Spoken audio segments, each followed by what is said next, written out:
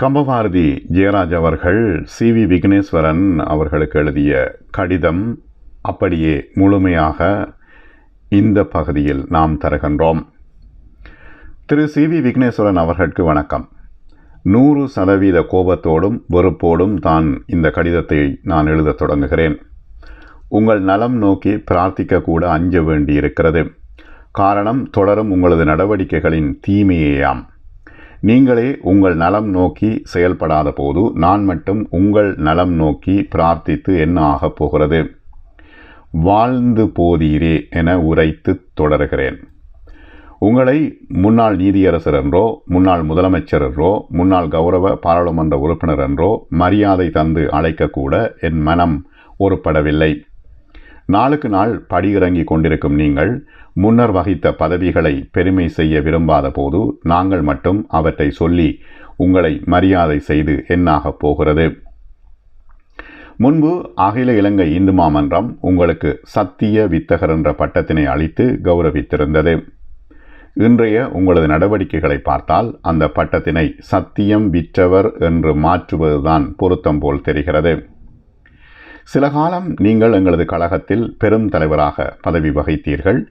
உங்களது தோற்றம், உங்களது பதவி என்பவைதான் அப்பதவியை தூக்கி நாங்கள் உங்கள் கையில் தர காரணமாயின. அப்போதெல்லாம் நீங்கள் எங்கள் கழகத்தை காத்து வந்ததாகத்தான் நினைத்திருந்தோம். இப்போதுதான் நீங்கள் எங்களை காத்து வரவில்லை, நாங்கள் தான் உங்களை காத்து வந்திருக்கின்றோம் எனும் உண்மை தெரிகிறது. எங்கள் கம்பன் விழா மேடைகளில் புரட்சிகரமான சில செய்திகளை சொல்லித்தான் உங்களை தமிழ் சமூகத்திற்கு நீங்கள் அறிமுகப்படுத்தி கொண்டதாக இப்போதும் சிலர் சொல்லுகிறார்கள். அவையெல்லாம் அரசியலுக்குள் நுழைய நீங்கள் செய்த ஆரம்ப முயற்சிகள்தான் என்பது எங்களுக்கு அப்போது தெரிந்திருக்கவில்லை. நீதிபதி நிமிர்வாக பேசுகிறார் என நினைந்து நாமும் மகிழ்ந்திருந்தோம். ஒருமுறை இறந்த போராளிகளுக்கு எங்கள் கம்பன் விழாவில் அஞ்சலி செலுத்த வேண்டும் என கேட்டு திடீரென உங்களது பொய்யான சுதந்திர பற்றினை காட்ட முனைந்தீர்கள். அதுதான் நம் இனத்தின் அரசியலுக்குள் புகுவதற்கு நீங்கள் நேரடியாக அமைத்த புது வழி என்பதும் அப்போது எமக்கு தெரியாமல் போயிற்று. உங்கள் அரசியல் பிரவேசத்திற்கு எங்களை நீங்கள் பலிக்கடாவாக்க முயன்றது தெரியாமலே நல்ல காலமாக சூழ்நிலை அறிந்து நான் உங்கள் கோரிக்கைக்கு உடன்பட மறுத்துவிட்டேன். அதை காரணம் காட்டி நீங்கள் எங்களை விட்டு விலகிச் சென்றீர்கள். அத்தோடு நிற்காத நீங்கள் கம்பன் விழாவில் போராளிகளுக்கு அஞ்சலி செலுத்த கம்பன் கழகம் சம்மதிக்காததால் நான் அங்கிருந்து விலகி வந்து விட்டேன் என சொல்லி மிக சுலபமாக தியாகி பட்டம் தேட முயன்றீர்கள். உங்களது அந்த பொய்மையை விளங்காமல் சில முட்டாள்கள் இன்றும் கூட அதனை உண்மை என பேசிக் கொண்டிருக்கிறார்கள். அதற்கு முன்பும் பலதரம் உங்களது பொய்மையை நான் இனங்கண்டிருந்தாலும் திடீரென வந்த உங்களது இனப்பற்று உண்மையாயிருக்குமோ என்று நான் கூட சற்று குழம்பித்தான் போனேன். அதனால்தான் வடமாகாண முதலமைச்சர் பதவிக்கான தேர்வு பற்றி சர்ச்சைகள் எழுந்த போது கூட நான் கூட அந்த பதவிக்கு நீங்கள் வருவது பொருத்தம் என்பதாய் நினைந்து உங்களுக்கு சார்பாக பொது வழிகளில் கருத்து தெரிவித்தேன். அங்கனம் நான் கருத்து தெரிவிப்பதற்கு வேறொரு காரணமும் இருந்தது. வன்னிப்போர் நிகழ்வில் நடந்த அவலங்களால் உலகளவில் பிரபல்யமாகி பேசப்பட்டு கொண்டிருந்த நம் இனப்பிரச்சினை பற்றி ஆராயவென பல வெளிநாட்டு தூதுவர்கள் இங்கு வந்து கொண்டிருந்த நேரம் அது. அங்கனம் வருவோருக்கு இங்கு நடந்தவற்றை எடுத்துரைக்க உங்களுக்கு அமைந்திருந்த சட்ட அறிவு, வகித்த உயர் பதவி, கண்ணிய தோற்றம் என்பவை உதவும் என நான் நினைத்ததால் தான் உங்களுக்கான ஆதரவை தெரிவித்திருந்தேன். தமிழ் கூட்டமைப்புக்குள் தகுதியுள்ள உண்மை இனப்பெற்றுள்ள தக்கவர்கள் அதிகம் இல்லாதிருந்ததாலும் அப்படி நான் நினைக்க வேண்டியிருந்தது. பின்னாளில் தான் உங்களது தகுதிகளாய் நான் நினைந்தவை எல்லாம் வெறும் மாய தோற்றங்கள் தான் என தெரிய வந்தது. அதனை தொடர்ந்து உங்களது செயல்களால் நீங்களாகவே தான் தெரியப்படுத்தினீர்கள். வெகு சீக்கிரத்தில் உங்களது பொய்மையை நான் இனம் கண்டு கொண்டேன். ஒரு பிழையானவரை நம் அரசியலுக்குள் கொணர்ந்து விட்டோம் என்பதை உணர்ந்து முதலாக உங்களை விமர்சிக்க தொடங்கியவன் நான் தான்.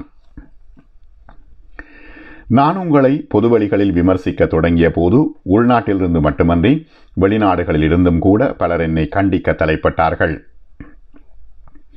உங்கள் மேல் நான் கொண்ட பகையால் தான் உங்களை நான் விமர்சிப்பதாக எழுதி என்னை அவர்கள் திட்டி தீர்த்தார்கள்.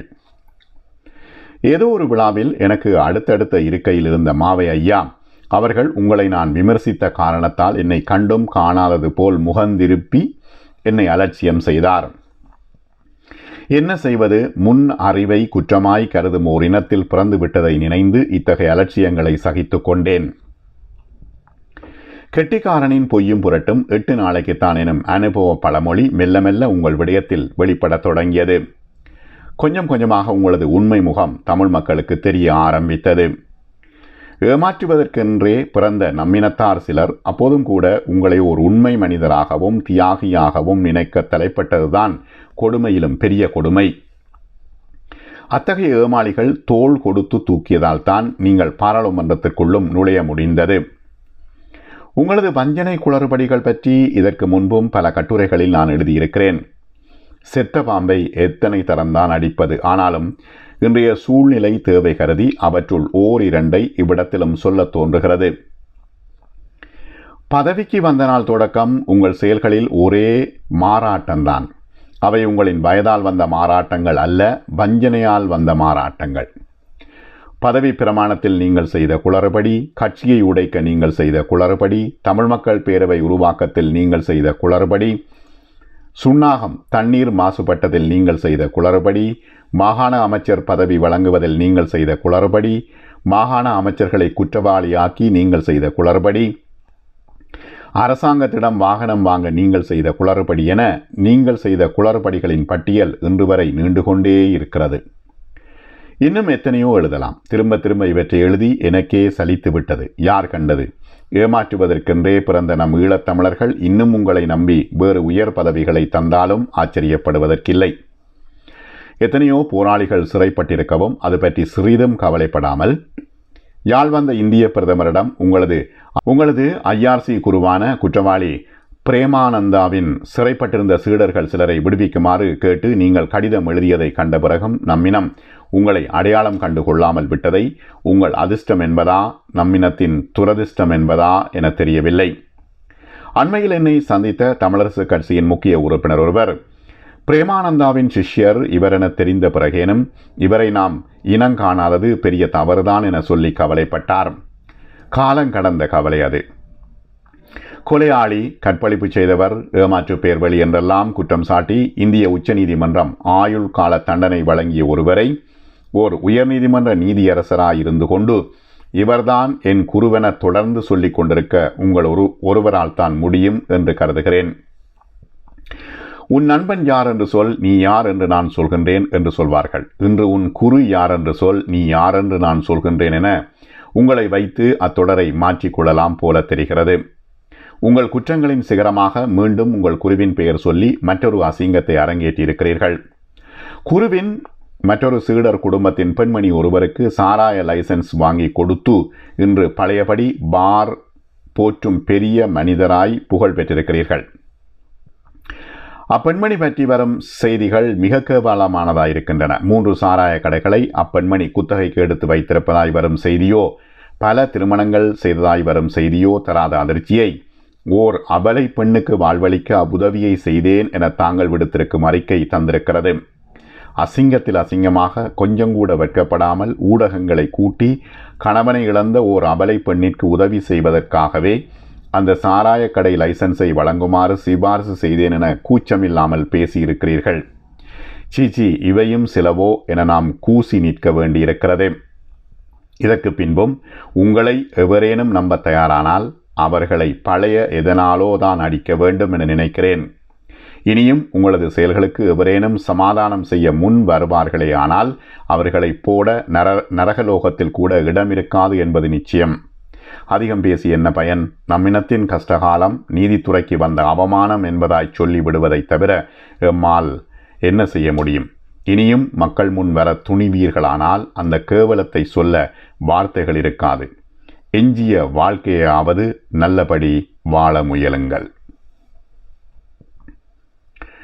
கமவாரதி இலங்கை ஜெயராஜ் எழுதிய கடிதம், விக்னேஸ்வரனுக்கு எழுதிய கடிதம் இது.